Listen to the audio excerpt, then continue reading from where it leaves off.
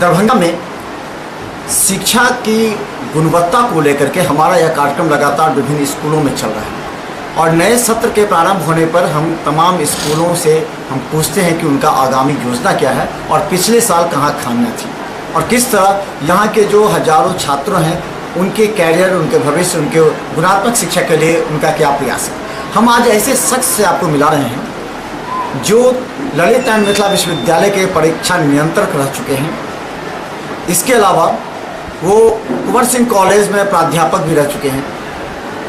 उनका शिक्षा से काफ़ी ज़्यादा लगाव रहा है और वो अपने तरीके से इस क्षेत्र को विकसित करना चाहते हैं। आप निश्चित तौर पर जान गए होंगे जो MM पांडे जी हैं, जो परीक्षा नियंत्रक हैं मिथिला विश्वविद्यालय के, और उन्होंने अपने कार्यकाल में काफ़ी उपलब्धियां भी हासिल की हैं और अपने सत्र में उन्होंने बेहतर जो परीक्षा का जो समय अनुसार उन्होंने कार्य भी किया, रिजल्ट भी दिया। तो सबसे पहले आप रिटायर्ड जब हुए थे उस समय क्या स्थिति थी, आपने कैसे क्या सोचा इसमें, जो रिटायरमेंट के बाद क्या करें?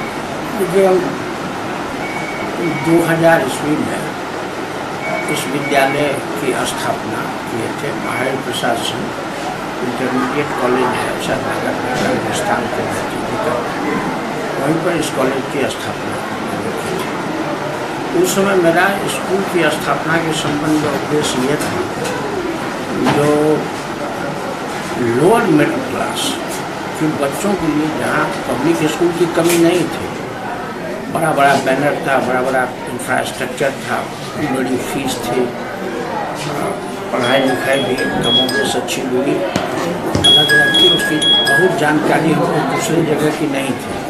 लेकिन मेरा उद्देश्य केवल था कि जो हम गांव से में पढ़े लिखे पले, वो भी कोसी के किनारे मधेपुर थाना में मेरा गांव है कालिकापुर, जो मधुबनी जिला में अब पड़ता है, पहले दरभंगा जिला में था। तो वहीं से हम लोग बढ़े, वहीं के स्कूल में पढ़े, गांव देहात के स्कूल में पढ़े। फिर मेरी शिक्षा जो है सो सुपौल में हुई, BSS कॉलेज में, यहाँ CM साइंस कॉलेज में, और हम HPS कॉलेज मधेपुर में ज्वाइन किए थे। वहाँ से ट्रांसफ़र होकर PS कॉलेज आए और फिर विश्वविद्यालय गया। विश्वविद्यालय में कई पदों पर रहे, कॉलेज इंस्पेक्टर रहे, डॉक्टर रहे, DSW रहे, कंट्रोलर रहे, और जहाँ तक मेरी क्षमता थी मैंने कोशिश की कि बच्चों को सुने, और इसलिए मैं विश्वविद्यालय में भी एक कार्यक्रम रखे हुए थे जिसमें हम 2 घंटा कम से कम एक्सक्लूसिवली विद्यार्थी से मिलते थे और जिसका जो प्रॉब्लम होता था वो कंसर्न असिस्टेंट को बुला करके हम उसी समय इंस्ट्रक्शन देते थे कि इनका काम जितनी जल्दी संभव हो वो हो। और उसमें गति में जो है सो तीव्रता थी और बच्चे भी ऑलमोस्ट संतुष्ट थे। जिनका काम होने वाला था, जो जेन्युइन काम था, वो कभी रुका नहीं हमारे कार्यकाल में।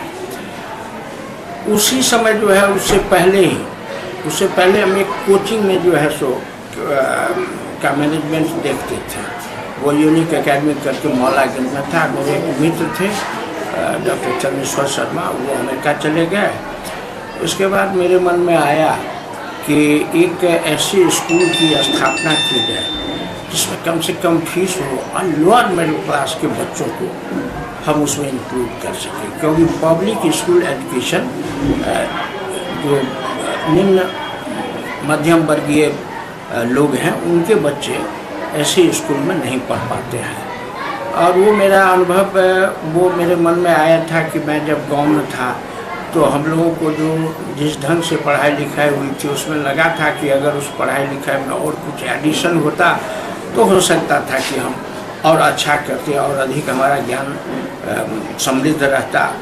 इसी उद्देश्य से हम खोले। ऐसा हुआ कि नौकरी कर रहे थे और उस समय जो हमको नौकरी से अर्निंग होती थी उस अर्निंग का बहुत सारा हिस्सा हम इस विद्यालय में वेतन देने, इसको मैनेज करने में, इसमें क्योंकि हम उस समय सिर्फ 45 रुपया फीस रखे हुए थे और 100 रुपया एडमिशन का भी रखे हुए थे। अब ऐसा हुआ कि 2000 में हम स्कूल को खोले और वो महावीर बताए हैं, जैसा कि महावीर प्रसाद सिंह कॉलेज है एक अभी है ही कि सैद नगर में काली स्थान के नज़दीक, तो वहीं पर जो है सो जगह खाली थी। तो मेरा मन में आया कि इसको यूटिलाइज हो जाएगा, कॉलेज भी चलेगा, स्कूल भी चलेगा, इसमें कोई मेरी बहुत अधिक जो है सो पूंजी लगाने की ज़रूरत नहीं है। तो मैंने वहाँ स्थापित तो कर दिया और लगभग 1.5 साल और 2 साल तक मेहनत भी बहुत की। अच्छा इस्टेब्लिशमेंट हुआ, पढ़ाई लिखाई भी हुई, रिस्पॉन्स भी अच्छा हुआ, बच्चे भी आने लगे, पढ़ाई लिखाई भी अच्छी होने लगी। लेकिन अचानक जो विश्वविद्यालय द्वारा वाइस चांसलर के द्वारा मेरी नियुक्ति कॉलेज से विश्वविद्यालय में हो गई और पूरा समय तब हमको विश्वविद्यालय में जाने लगा। उसी समय में संयोग से केंद्रीय विद्यालय हिनू से एक मेरे सीनियर मित्र रिटायर हुए थे।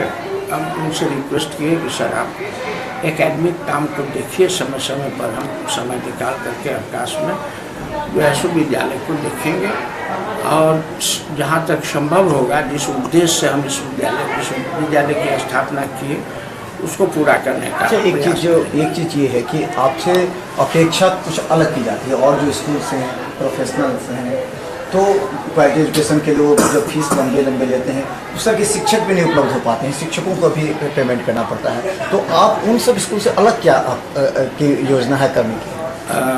जैसा कि एक तो सबसे बड़ा मेरा जो उद्देश्य है उसी के संबंध में विस्तार से आपको बताया है कि अभी भी मेरे यहाँ लोअर मिडिल क्लास के बच्चे ही पढ़ रहे हैं और कोशिश हम किए हैं कि टीचर्स जो भी हों उनमें जो उपलब्ध है सोसाइटी में पढ़ाई लिखाई का जो स्तर है उस हिसाब से जो उपलब्ध है उसमें से जहाँ तक संभव हो हम बेहतर योग्यता वाले टीचर्स को लें और प्रिंसिपल भी पढ़ाई पर स्पेशली ध्यान दे रहे हैं सारे कक्षाओं में। ये कुछ कॉमन है, सीसीटीवी कैमरा लगा हुआ है जिसको हम मॉनिटर स्वयं करते हैं और हम फुल टाइम अब स्कूल में देते हैं और चाहते हैं कि हमारे बच्चे जो बच्चे हैं वो जिसमें भी संभावना है उस संभावना को की जानकारी उसे मिले और वो जहाँ तक संभव हो एजुकेशनली स्ट्रॉन्ग हो, उसकी प्रतिभा का विकास हो,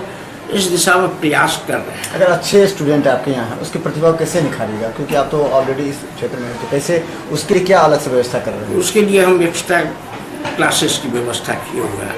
हमारे यहाँ सुबह से क्लास शुरू होता है, शाम तक क्लास चलता है और ये दोपहर में 2 घंटा का रिसेस है छुट्टी के बाद और उसके बाद फिर क्लास जो है सो चलता है। कुछ बच्चे हॉस्टल में भी हैं जिनका क्लास रात तक जो है सो कंटिन्यूसली चलता रहता है और देखते हैं कि वो बच्चे जो है सो अच्छे कर रहे हैं। 13 से हमारे यहाँ से बच्चे क्लास 10 की परीक्षा दे रहे हैं, 100% रिजल्ट हो रहा है और ग्रेड पॉइंट नॉर्मली 9.9 से एबव ग्रेड पॉइंट जो है सो अधिकांश बच्चों को आ रहा है। हमारे साथ थे अभी परीक्षा नियंत्रक रह चुके ललिता मिथिला विश्वविद्यालय के एम पांडे जी। इनसे अपेक्षा की जाती है क्योंकि इनकी कोई व्यक्ति अगर सफल होता है तो उसके साथ लोग तुलना करने लगते हैं कि वो कुछ समाज में बेहतर कुछ देगा। इनका पहला उद्देश्य है कि जो लोअर फैमिली के बच्चे हैं, मिडिल क्लास के बच्चे हैं, उनको क्वालिटी एजुकेशन दे सकें। इसके लिए ये खुद रिटायर्ड होने के बाद अपना समय दे रहे हैं। लेकिन सवाल सिर्फ ये है, अपेक्षा सबों से है और खासकर अपेक्षा अधिक उन लोगों से होती है जो समाज के प्रभावशाली और अपने कर्तव्य को निभाने वाले होते हैं। ऐसे लोगों को आगे आने की आवश्यकता है। देखते हैं पाटलिपुत्र